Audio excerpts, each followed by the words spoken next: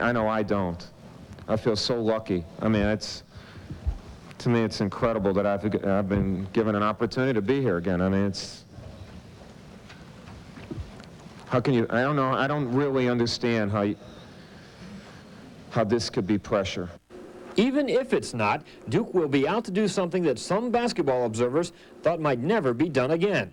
And that significance is not lost on the Duke players. You know, it would be great just to look back on this and do something that no team, has done in a long time. So, I mean, it would be a great accomplishment.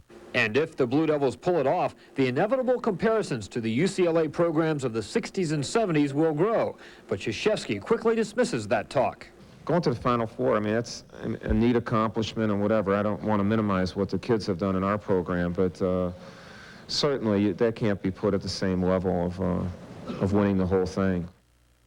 Now, while Duke is going after a second straight national title later on tonight, the Stanford Cardinal women's team won their second NCAA title in 3 years on Sunday as they beat Western Kentucky. The Cardinal was paced by junior center Val Whiting. She was just dominant inside and poured in 17 points, and Stanford led by 10 at the half. Second half, Stanford turned in the game a rout as Christy Hedgepeth goes into the lane and hits the scoop as Stanford makes it a second NCAA women's title with a 78-62 win over Western Kentucky.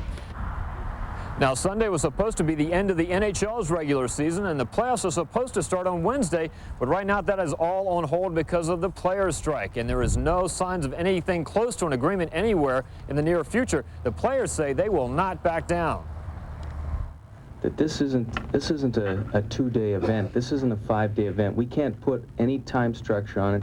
It may last a day, a month, a season, and the players fully understood the ramifications of their vote.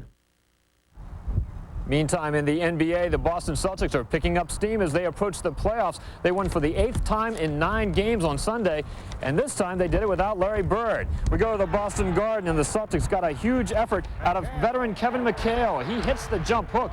He got 10 of his 20 points in the fourth quarter. And here's the play that put it out of reach. Kevin Gamble off the 3-on-2 as Boston beats the Bulls at home 97-86, snapping Chicago's 5-game winning streak. Meanwhile, in NASCAR, Bill Elliott's hot streak is over. After 4 straight victories, somebody else has finally won, and it was Alan Kulwicki. He passed Dale Jarrett on the final lap to take the checkered flag at the Food City 500 in Bristol, Tennessee. It's Kulwicki's second straight win at that track. And again, Duke will be going after its second straight national title later tonight, Tom. Duke favored, Mark, by how much? About 6.5 right now. All right, thanks very much. Mark Barger in Minneapolis. We'll be back with more Nightside after this.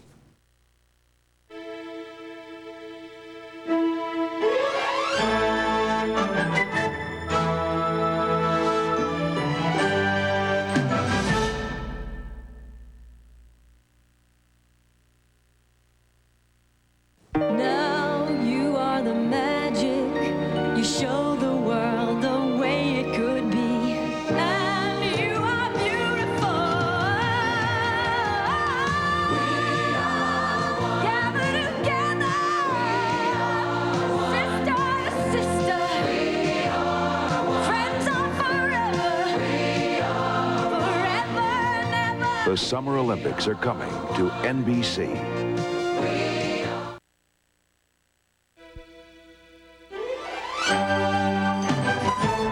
It's been about 6 months since 8 space-age environmentalists began their 2-year experiment in the geodesic dome. But ever since it began, the Biosphere 2 project has been controversial. John Hook has a progress report from Arizona. Biosphereans Abigail Alling and Mark Nelson say half a year into the experiment, things are working very well. But in general, the life systems in Biosphere 2 have performed and are doing remarkably well. The Biosphereans appear to be healthy, although there has been concern about weight loss. One crew member dropped about 40 pounds. The problem is food production. It's been sluggish inside the self-contained world, and the crew has had to dip into supplies of stored food. It's just a really daunting task to produce a complete, nutritionally adequate diet from less than half an acre. Ever since the 4 men and 4 women sealed themselves inside Biosphere 2, the project has faced growing skepticism. Some say Biosphere 2 has not been upfront about problems. The project's goal is to create a virtually self-sustained world that recycles all waste, water, and air. But 15 days into the experiment, Biospherean Jane Pointer was removed for several hours to repair part of a finger she sliced off in a rice machine. When she returned, she smuggled some supplies in a duffel bag. There's been the controversy over carbon dioxide levels inside the bubble and a machine that was installed days before closure to remove carbon dioxide from the air. And finally, some outside air was pumped into the biosphere to replace air that naturally leaked out. Biospherians admit some mistakes in the past and promise to be more upfront in the future. In Tucson, John Hook for NBC News.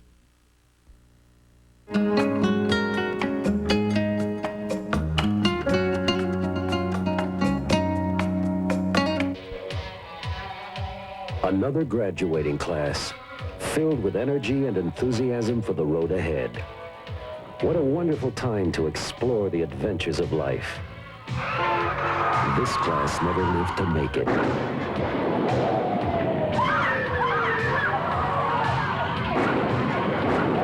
Somebody help me! Get her out of the car! It's gonna die! Okay, we have 42 coming out there for the hit and run. I didn't mean to do it! I'm sorry! I'm sorry! Get her out of the car! No, what did I do? We have an emergency. Baby. Somebody help her! Please stay clear. We have an emergency. What is going on?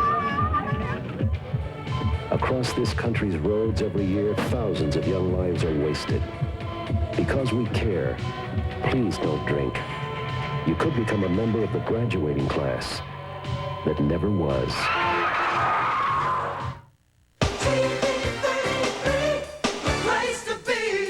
Haul yourself into court weekday mornings at 9 on TV 33. You'll be sentenced to a half hour of laughs on Night Court. You held up an international house of pancakes? How waffle. Surveys show 9 out of 10 viewers who watch Night Court on TV 33 don't hate mornings anymore. Night Court, weekday mornings at 9. Hello, I'm Alex Trebek. When you're looking for answers, watch Jeopardy at 5 and 33 News at 6. Right here on your 24-hour news station, TV 33. I'm weather specialist Marty Hartman. Here's your 33 outdoor planning forecast.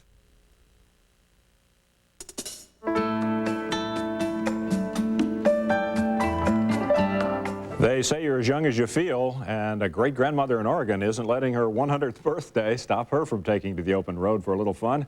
As Pat Doris reports, she's a regular speed demon.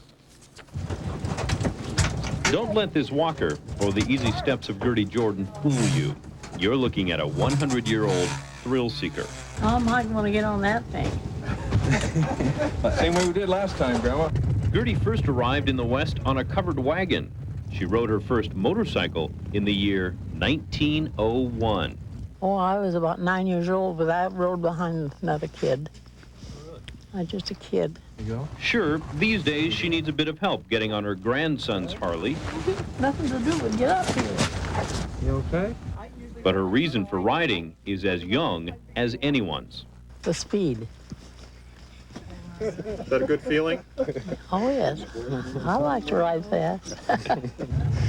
Last year, Gertie and her grandson rode 50 miles for her 99th birthday. What do you think, Grandma? You ready? Yeah. Grandma made a deal with me. If she made it to 100 years old, we would do a 100-mile ride. As this motorcycle great-grandma set off on her journey, she promised to do it all again next year, and for as many years as she's around. In Portland, Oregon, Pat Doris for NBC News. Once a biker, always a biker, I guess. I'm Tom Miller. You're watching NBC Nightside, a production of the NBC News Channel in Charlotte, North Carolina.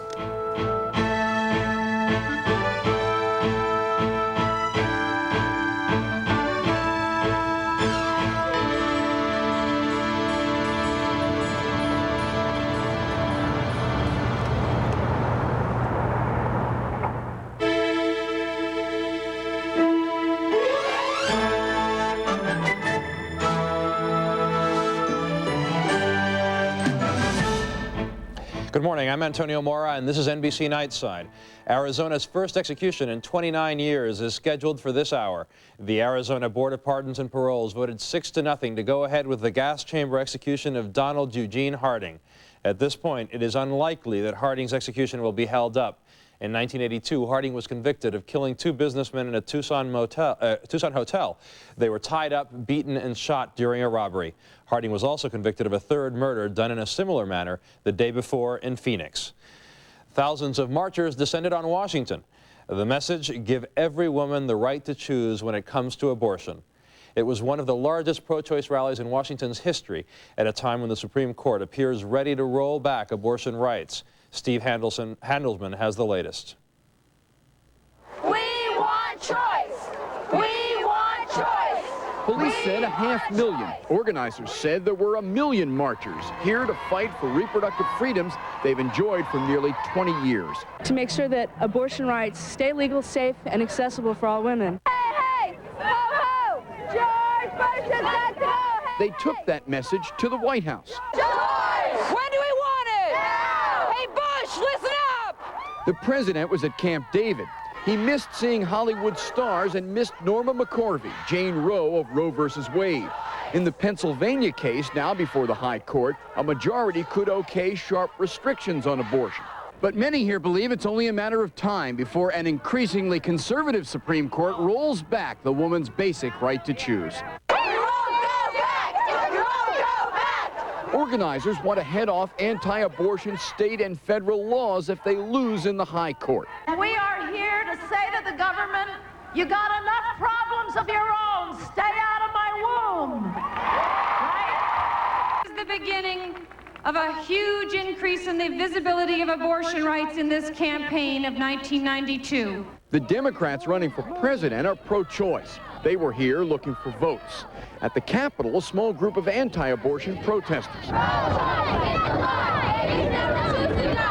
That message was drowned out in this massive flood of support for abortion rights. This is Steve Handelsman reporting for NBC Nightside. We have just been informed that Arizona's first execution in 29 years has just taken place. Donald Harding was executed by gas chamber. In other news, as the protest was taking place in Washington, Texas billionaire and unofficial presidential candidate H. Ross Perot had this to say about the abortion issue. Short answer, I think this is a woman's decision. God knows what kind of demonstrations I'll have outside my office now.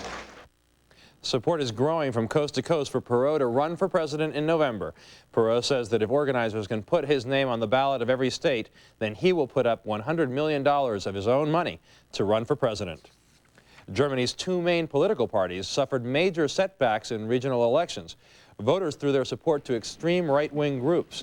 Election observers say voters are displeased at how the established parties have handled the influx of immigrants into Germany. They're also upset over the slowing economy. Immigration officials say about 400,000 foreigners seeking asylum could come to Germany this year. Voters in Italy went to the polls to decide on new leadership. At stake is the survival of a 4-party coalition led by Christian Democrats. The elections are also important because they are Italy's first national referendum on its leadership since the widespread collapse of communism in 1989. Voter turnout is expected to be heavy. Early returns should be in later today. In the United Kingdom, candidates are gearing up for Thursday's general election. Liberal leader Paddy Ashdown rehearsed his final election broadcast. He says Britain is ready for change and he hopes voters put new members into Parliament. Prime Minister John Major said Sunday he's confident of a clear victory, despite polls showing Labour Party opponents in the lead. Iran and Iraq appear to be on the verge of what could be another major armed conflict. Iran has carried out an air raid on an Iraqi base near Baghdad. In retaliation, hundreds of demonstrators stormed Iranian embassies around the world. In New York, 5 people took over the Iranian mission to the UN for 2 hours. They took 3 employees hostage, but they were released relatively soon and no one was hurt. However, furniture, televisions, and computers were smashed, and the mission's walls were spray painted. Overseas, it was much the same. In Bonn, police say some 40 Iranian exiles wrecked their country's embassy. We will be back with more of Nightside in a moment.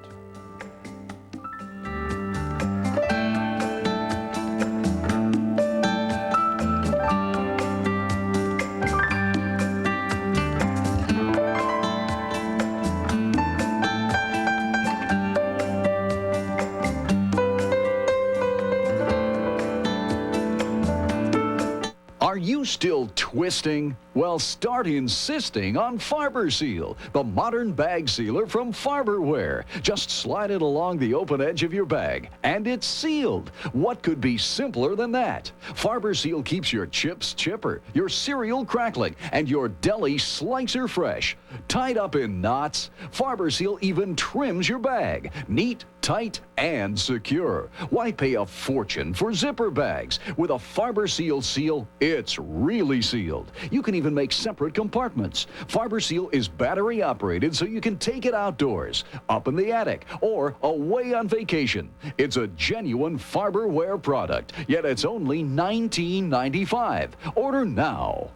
Call toll-free 1-800-453-5000 or send $19.95 plus $4.95 shipping and handling to Farber Seal, 2 Morgan Avenue, Norwalk, Connecticut, 06851. Sam Walton, the richest man in America, is dead. Irving R. Levine reports on the life and times of this captain of industry. It's got an unusual company, and we really... As an American success story, Sam Walton made Horatio Alger look like small time. He opened his first Walmart 30 years ago in his hometown of Bentonville, Arkansas. It grew to a chain of more than 1,700 discount stores, mostly in small towns, and became the nation's #1 retailer. Walmart's success was built on underpricing the competition, a high-tech distribution system, and friendly service by employees who were called associates. The cap Walton wore, like the pickup truck he drove, created a down-home image for one of the country's richest men. At Walmart's annual meetings, Walton acted more like a cheerleader than a captain of industry.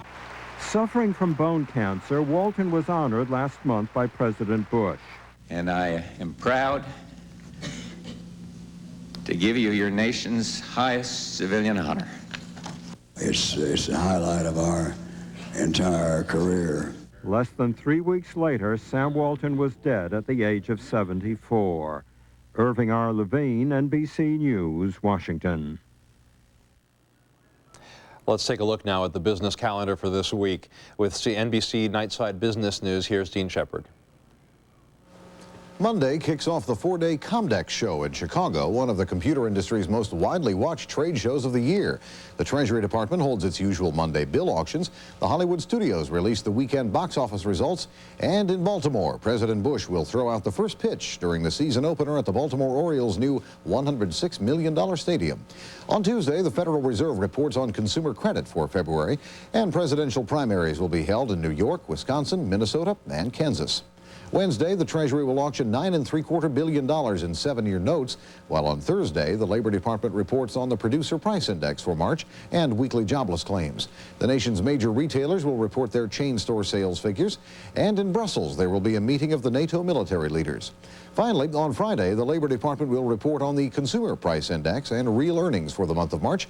And in Los Angeles, sentencing will be handed down in the case of Charles Keating, who's been convicted for defrauding junk bond investors. That's a look at business news. I'm Dean Shepard for Nightside. Let's see what the forecast is for this Monday morning. Tom Curine has the weather outlook. Clear skies across the mid-Atlantic states, parts of New England, as well as parts of the Great Lakes this morning. However, cloud cover throughout the lower Mississippi Valley, producing rain showers and some thunder showers. Thunder showers just off the Texas coast as well, and cloud cover throughout the southern plains. And in the northern plains, some scattered showers and thunder showers this morning. The wider view is showing temperatures and general cloud cover throughout the west on the seasonable side during the pre-dawn hours. Cloud cover throughout parts of the Pacific Northwest this morning, producing some rain showers and a combination of some rain and snow in the higher elevations of the Northwest, and also some snow showers throughout parts of the Sierra Nevada in California. Elsewhere, clear skies in the west. This is Tom Curine for Nightside. Coming up on Nightside, New Yorkers are about to make their political preferences known in Tuesday's primary. The choices may surprise you. And later in sports, Mark Barger joins us from Minneapolis to preview tonight's NCAA title game.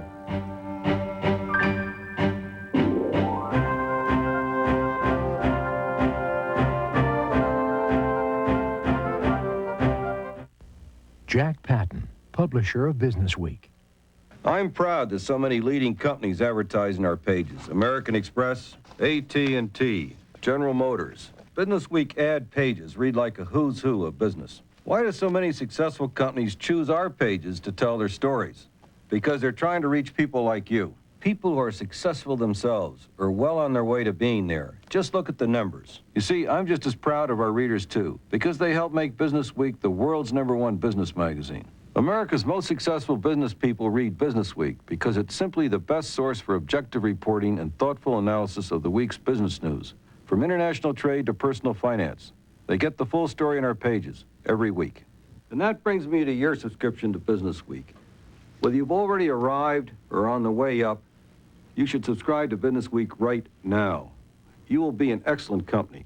Now is the time to subscribe to Business Week, because right now you can get 28 issues of Business Week for the low rate of $24.95, a savings of more than 64% off the cover price. It's all the business news you need every week, the kind of value real success is built on. And with your paid subscription, Business Week will send you the compact data bank, absolutely free. The data bank is more than a calculator. It also stores all your important phone numbers and doubles as a digital clock. Remember, it's free with your paid subscription to Business Week. Here's how to subscribe. Subscribe today and get all the week's business news delivered to your home or office. Just call 1-800-342-2800 and we'll send you 28 issues of Business Week for only $24.95. That's just 89 cents an issue. This low rate saves you $45 off the cover price. The data bank is free with your paid subscription. That number again is 1-800-342-2800. Call now. New Yorkers are getting ready for their primary tomorrow, and it appears the voters' favorite candidate just might be none of the above. NBC correspondent Garrett Uckley has a report. We're talking about politics, particularly the New York State primary. This is an unusual town and a state, the atmosphere, and we want to take a minute and just show you some excerpts of what it means, what it requires to run for president here. You bridle when people call you Slick Willie. And didn't inhale and never tried it again. Governor, I was told that you would come here prepared to talk about your character. We're going to sit here a long time in silence, Phil. Do you pardon all drug dealers or just the ones that contribute to your campaign? At first, it seemed almost like a joke. Jerry Brown running on $100 contributions. H. Ross Perot offering to spend $100 million of his wealth to get elected president. Has money lost all meaning in politics? Well, what has been lost is public interest, or at least participation. Say hello to Governor Clinton. Look who has not voted in primaries so far. After New Hampshire, the voter turnout was downhill. And these percentages are even lower, substantially lower, than 4 years ago. Which brings us back to Jerry Brown and Ross Perot. What does their success in winning support mean? It means you can be born again as a politician. For H. Ross Perot, it means his political birth will have to be induced through massive petition drives. Is he serious about it? Anybody intelligent enough to do this job wouldn't want it. Ross Perot and Jerry Brown know what they're doing. They have found the moment, at least for now, and an identity. They are candidates whose real political name is none of the above. So what, you may ask, what the heck is going on with this campaign underway? With us now is Senator Daniel Patrick Moynihan, a Democrat of New York State. We've got the primary coming up. Good morning, sir. You look at what's happening, Ross Perot, Jerry Brown suddenly coming to the fore. What does it mean? Is this something fundamental or just a passing political fancy? I have one example, if I can, sure, Eric, about the New York primary. They have buried the lead. Which is? The lead is that a Democratic candidate for president in a New York State has, in effect, proposed to abolish the Social Security system. Because of the tax. You're talking about Jerry Brown's flat tax proposal. Jerry Brown's flat tax would end Social Security, and the subject doesn't arise. That suggests... Well, it would end the Social Security tax. It wouldn't necessarily end Social Security. Oh, it would. If once you cease to have a contributory pension fund with persons' names on their account, it becomes welfare. Well, let's go back to the... No, but the point is, how alienated is an electorate that can see that and say, well, that too, what the hell, what's going on? Because people are listening to the rhetoric, perhaps, of all the candidates rather than the fine print of their proposals. But that does say something about the mood of voters today. It does. 8 years ago, that would have been front page every day. The candidates would have talked about nothing else, and either with the editorials, this morning's editorials, or there are 4 papers in New York, 3 are for Clinton, 1 for Tsongas. But this subject doesn't come up as if Okay, the last because half century is being left behind. because it's not coming up in detail the way you say, because people are so upset or so angry, and perhaps we're blinded to a lot, again, of the fine print. While voters look for new candidates, an old candidate is thinking about getting back in the ring. Bob Kerr reports that Democrat Paul Tsongas is keeping his name in front of New York voters. In the last few days, Paul Tsongas has looked like a campaigner who never stopped. Paul Tsongas, come on up here. And he's done nothing to discourage efforts to get him back into the race. Where this leads, I don't know. Even though he suspended his campaign, Tsongas' name is on the New York ballot, an option for voters who want to send a message. I'm incredibly dissatisfied with both Clinton and Brown, and I just want to register a protest vote. Vote Tuesday for Paul Tsongas. Don't forget to vote for Paul Tsongas. For days, Tsongas volunteers have been on the street, reminding voters they have an alternative. Tsongas supporters found enough money to put this ad on a few TV stations. The two active presidential candidates leave us with a troubling choice. One who changes his positions with the polls, the other no one believes. Whatever work you could do would be greatly appreciated. Tsongas headquarters in Manhattan never shut down. These volunteers hope to generate at least 15% of the vote, enough for Tsongas to pick up more convention delegates and bring in new money. The irony, though, is that the Tsongas voters they turn up may not want him to get the nomination, but will use their Tsongas vote for other reasons. To use it as a kind of a write-in saying neither of the above, and in effect saying we want another candidate to come out of the convention. Many voters like Diane Martin agree with Koch and want new candidates, not even Tsongas.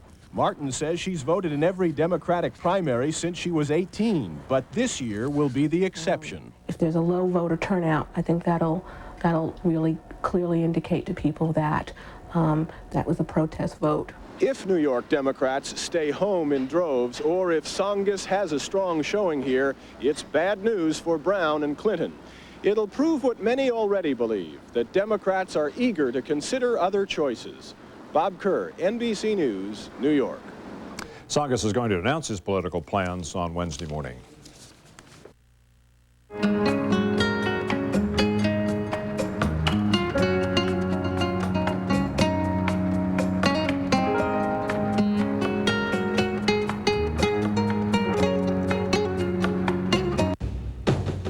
Over 35 million people are dead.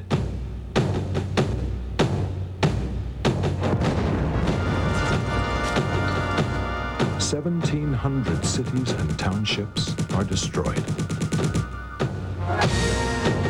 6 million Jews were annihilated. War is a symphony of destruction. Diesem Deutschland dienst du! Wir töten Deutschland!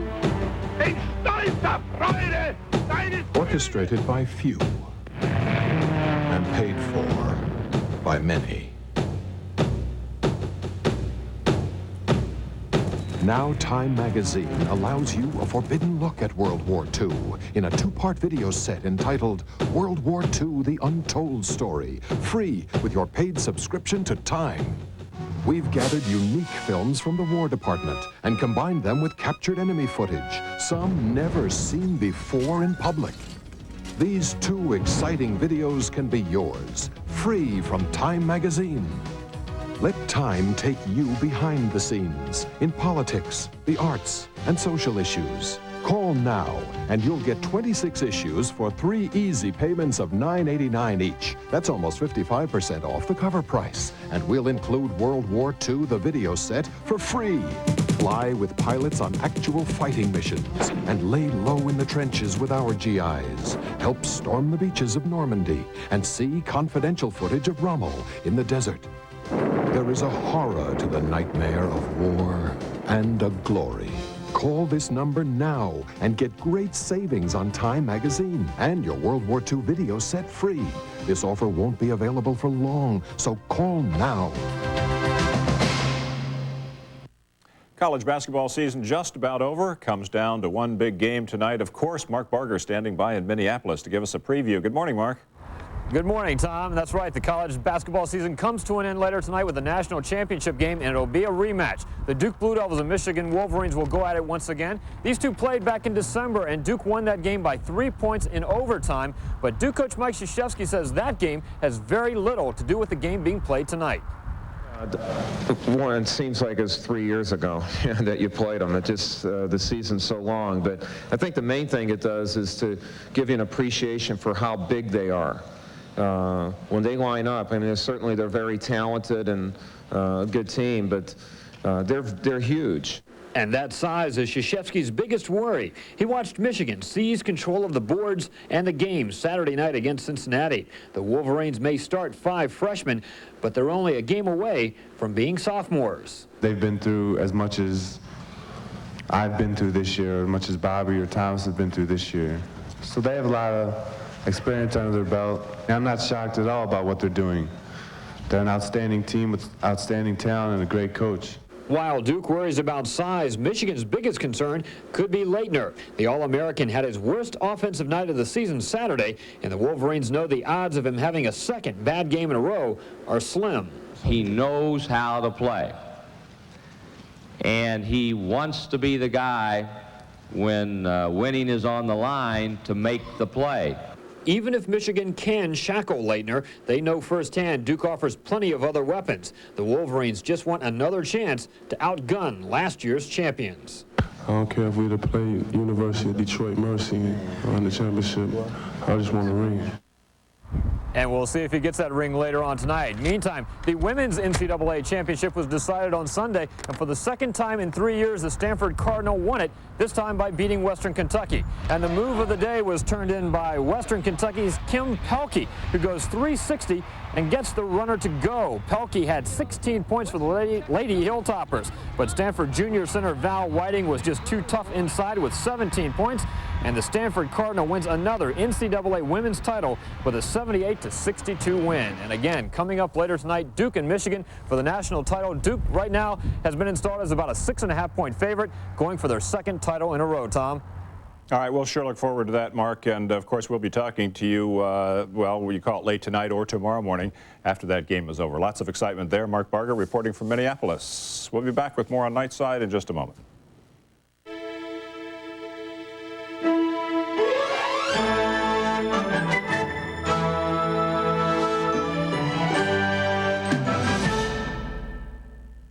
There's a special beauty about these children, learning, using their imagination, and developing into healthy young people.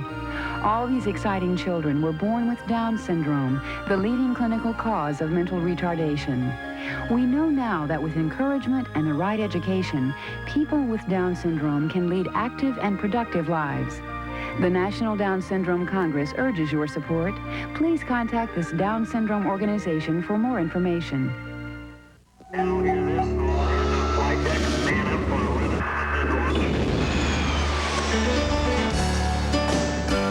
A day at a museum, the freedom to explore, to share something new.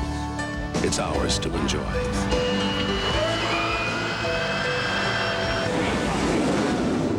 Because out here every day, the proud men and women of our Navy are ensuring that freedom, to cherish today, to feel secure about tomorrow.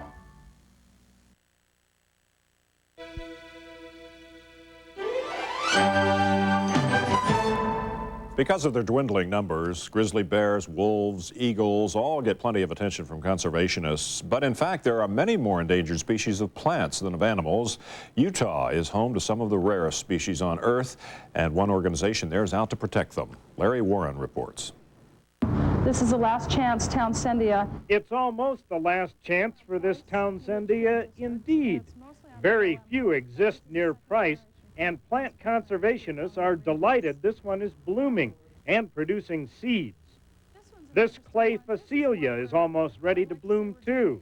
In 1989, the experts could only find 5 of them, 5 in the whole world, all blooming in Spanish Fork Canyon. I really believe that we have an obligation as tenants here on Earth to protect what's already existing. So the Red Butte Garden and Arboretum at the University of Utah is growing rare plants in greenhouses as part of the Center for Plant Conservation, a national effort to save all rare plants.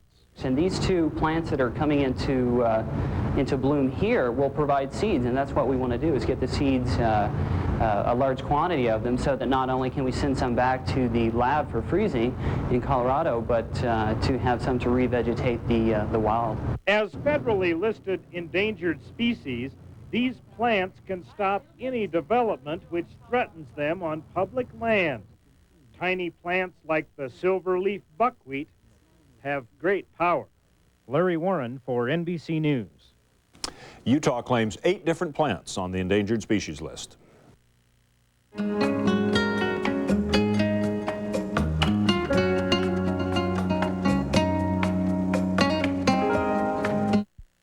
A news update from TV 33, your 24-hour local news channel. Hello, I'm Linda Jackson. No one was a winner in this weekend's lottery games. The jackpots for both the Lotto Cash and Ohio Super Lotto will increase.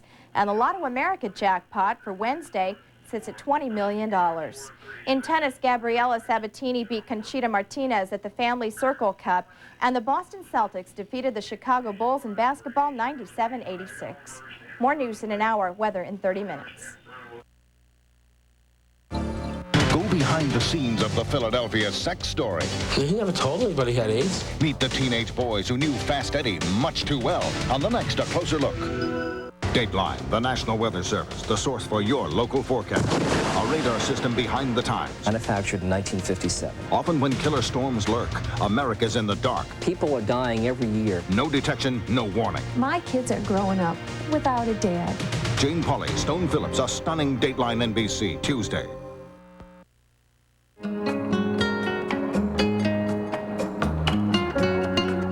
In the world of fossil and mineral collectors, there's a store they call a gold mine. But most of the traffic along busy Interstate 80 moves too fast to even notice it. Miles Saunders explains this one. Among the forest of signs that line the nation's interstate highways, it's hardly a standout. But along Interstate 80, heading into San Francisco, stands an unassuming landmark. The place, simply called the Rock Shop, is nothing but an old Army surplus warehouse. But inside stands a thoroughly informal, sometimes astounding collection of minerals, gems, and fossils. It's what a guy named Jerry Blair left behind. He was a one of a kind, I would say one in a million. He's an entrepreneur type of person and very energetic, and he had a very creative mind. Ko Abe runs the place now for the late Jerry Blair's ailing wife. And it has real nice color, and people are attracted to stuff like this. In the rustic interior, fossils from millions of years ago. Quartz crystals and amethyst in overwhelming abundance. Fluorescent rock, and a private collection of pre-Columbian artifacts not for sale. It's kind of esoteric, but at the same time, I think a person who is looking for stones or fossils, that is part of the appeal. It's not dressed up. They're not trying to show style over substance. A peculiar cross between store and museum. It's huge, it's vast, and it's got little bits of everything. In Vacaville, California, Miles Saunders for NBC News. And I'm Tom Miller. You're watching NBC Nightside, a production of the NBC News Channel in Charlotte, North Carolina.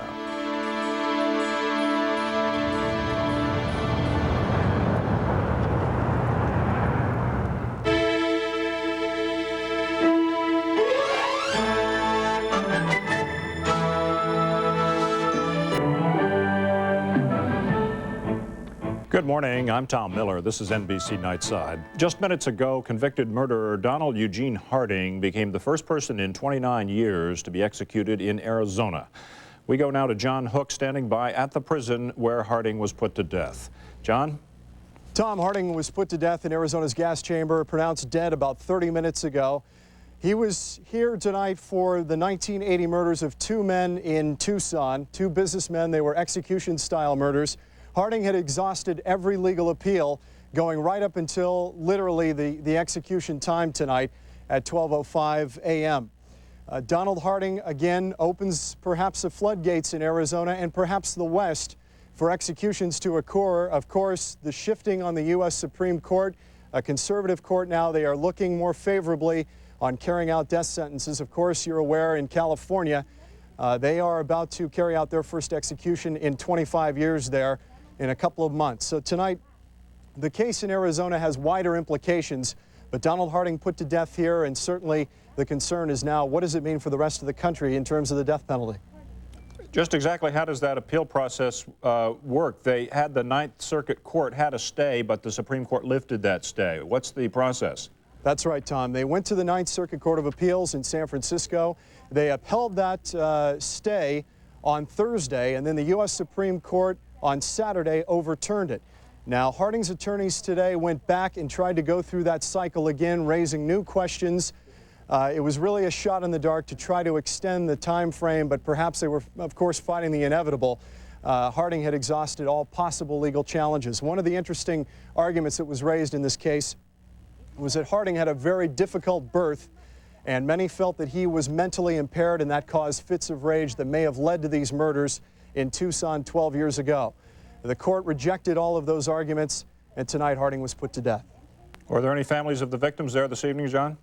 Tom, there was only one, a daughter of another murder victim of Harding's, a person he killed in Phoenix at roughly the same time frame as the Tucson murders. That was not what Harding was executed for tonight, but one of those witnesses was a family member of one of the victims, yes. He was convicted of 3 murders, but he was implicated in others, wasn't he?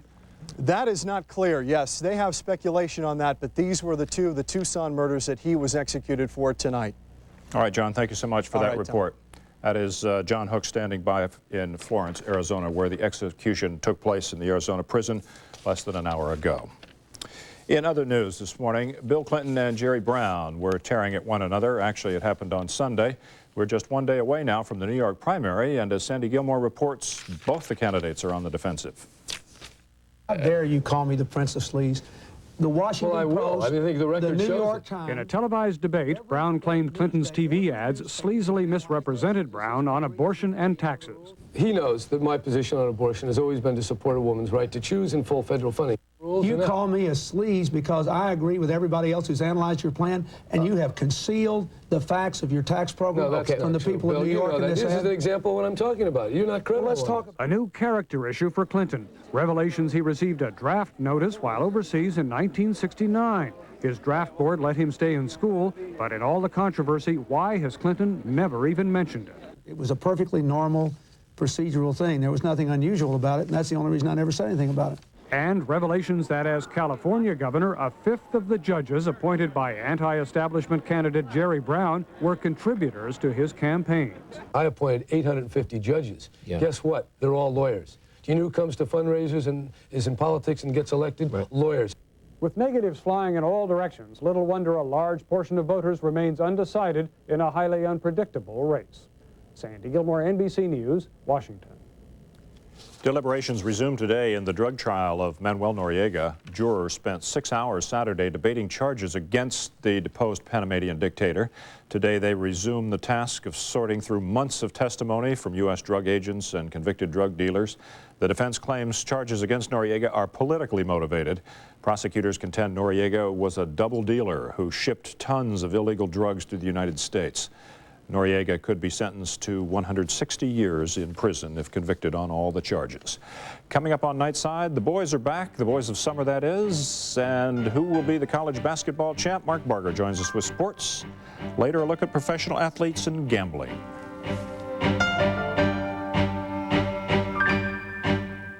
Hi, I'm Tim Paulson, Vice President of Hair Club for Men, and of course, I'm also a client. I'm proud to announce that Hair Club has just made a dramatic improvement in our strand-by-strand system of hair replacement, the Polyfuse method.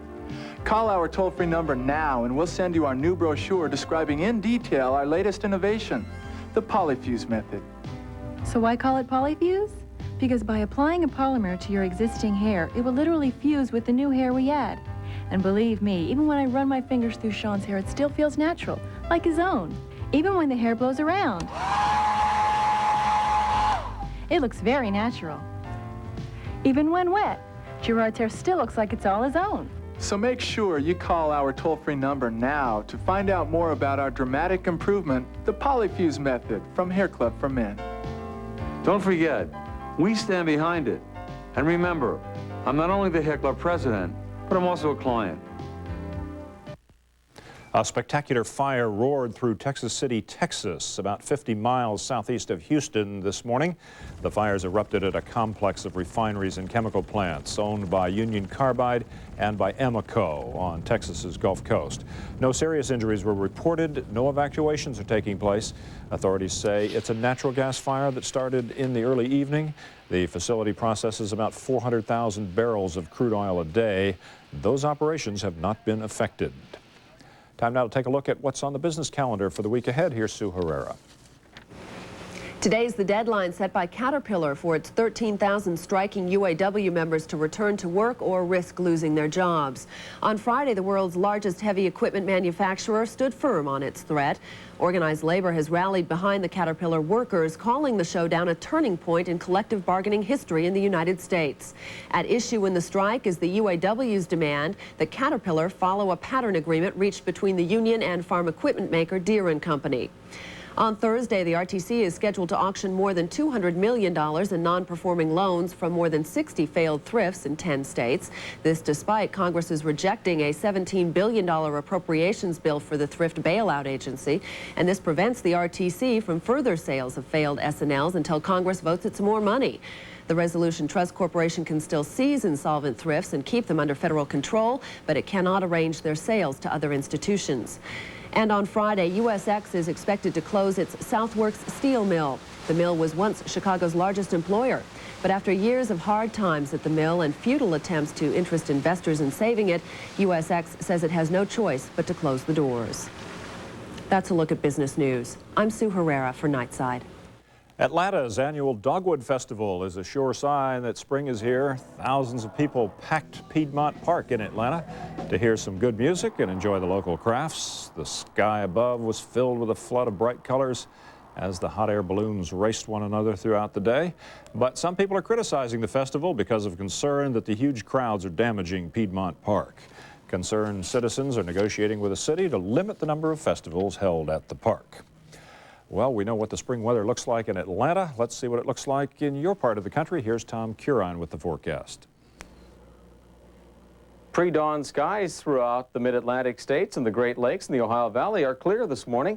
Some low clouds linger across parts of New England. Cloud cover across the lower Mississippi Valley is producing some rain showers and a few thunder showers. Also quite cloudy across Florida and some high clouds across West Texas. Some rain showers, even some rumbles of thunder moving through the northern plains this morning. Throughout parts of the west, cloud cover is producing some rain showers across the Pacific Northwest. There are a few scattered showers as well throughout parts of the central Rockies. And in the higher elevations of the northern Rockies and in the Pacific Northwest, there are some snow showers this morning. Elsewhere, generally clear skies throughout the rest of the west. This is Tom Curine for Nightside. Coming up, athletes and gambling. Is it a disturbing combination? Are fans unconcerned? We'll have a report. And then later from Minneapolis, Mark Barger previews the Michigan Wolverines' quest for a national championship against the Duke Blue Devils.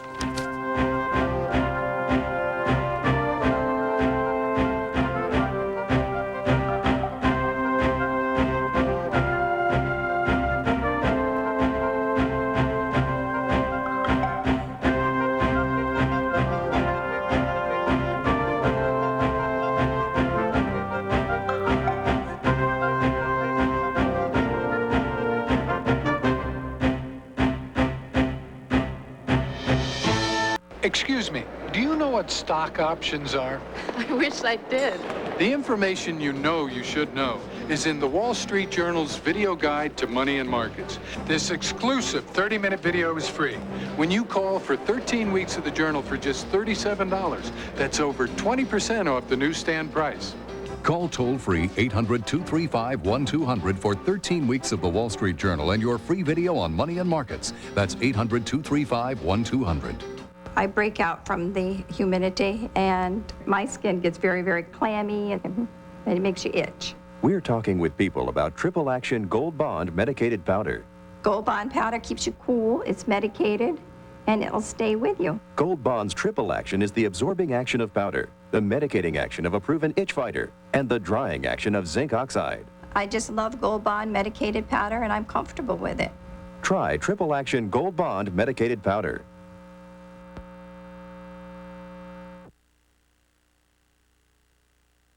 Michael Jordan is not the first professional athlete to place a wager, but his recent troubles have brought new light to an old problem. Nightside reporter Bruce Hall has more on the story.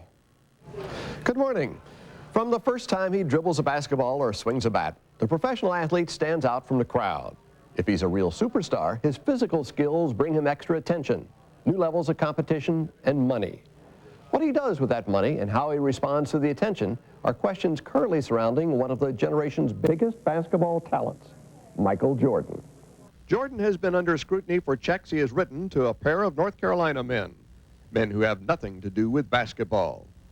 The checks, totaling more than $165,000, were apparently written to cover gambling debts from poker and golf weekends in Hilton Head, South Carolina last fall. His companions included James Slim Buhler, a convicted cocaine dealer, and Eddie Dow, a bail bondsman who was later murdered in an unrelated matter. Gambling on golf is illegal. NBA players are expected to live up to the league's policy on gambling. And although the league says Jordan's actions may violate NBA policy, Commissioner David Stern says no action will be taken against Jordan. Jordan says he has learned his lesson and will be more careful about those he associates with in the future. But his case and the matter of athletes and gambling may not be over. Joining us to talk about Michael Jordan's situation is sports columnist Tom Callahan. Good morning, Tom. Good morning. Well, you write for the Washington Post, and one of your subjects has been Michael Jordan. The real question seems to be, why all the fuss over how a professional athlete chooses to spend his money and who he associates with? It's an unending question. Years ago, one of the great sports editors, Stanley Woodward of the New York Herald Tribune, sent Red Smith a telegram at spring training that said simply, stop guiding up the ball players. And we do spend a lot of time guiding up ball players and pretending that they're made out of different clay than the rest of us. Well, the ball players, though, are human, so what responsibility does a sports hero have to the public? Well, he's especially a guy like Michael Jordan is a merchandiser. He's selling himself. And a lot of times he's, of late, there's this new phenomenon of sports publications selling athletes, exaggerating the glory of athletes. Sports Illustrated has gone into the highlights business. They sell film clips of Larry Bird at the same time that Bird is on the cover of their magazine. So there's a certain kind of responsibility, I think, attending to that. Well, cutting to the dollars and cents of it, Michael Jordan, he sells a number of products. What is this going to do to his saleability? Well, I don't think it's going to kill him, but it's going to harm him. It's a serious subject that I don't think the newspapers around the country have addressed seriously yet. Most of the stories I've read have talked about they've kind of tweaked Michael for losing money on the golf course, that he isn't such a great golfer, when the fact is he's been associating with unsavory people. He's been associating with gambling bail bondsmen and convicted drug dealers. This is dangerous. Well, Tom, you say it is dangerous. Expand on that a little bit. What do you see as the major problem here? Well, gambling is sports' fundamental horror. Gambling and drugs secondarily, but gambling, every decade there's been a heartbreaking gambling incident, and the trust in athletics is basically their only product, their only function, and the notion of gamblers and unsavory people having access to the people who are determining all the results is scary. What do you think the end result is going to be in this case?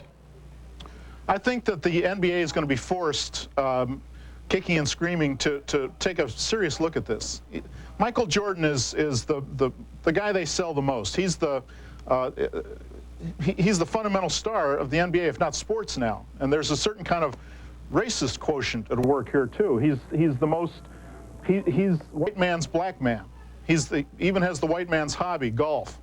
But Michael Jordan's defense sort of is, I'm no Pete Rose. I didn't do anything that bad, and who I associate with off the court is none of our business. How do you? Well, you know, the funny thing is that's pretty much what Pete Rose said at first. You know, the first complaint were the people that were hanging around the Reds clubhouse, and none of the small-timers hanging around Pete Rose had the resumes of the people that we're talking about with Michael Jordan. Thank you very much, Tom Callahan of the Washington Post. I'm Bruce Hall, and this is NBC Nightside.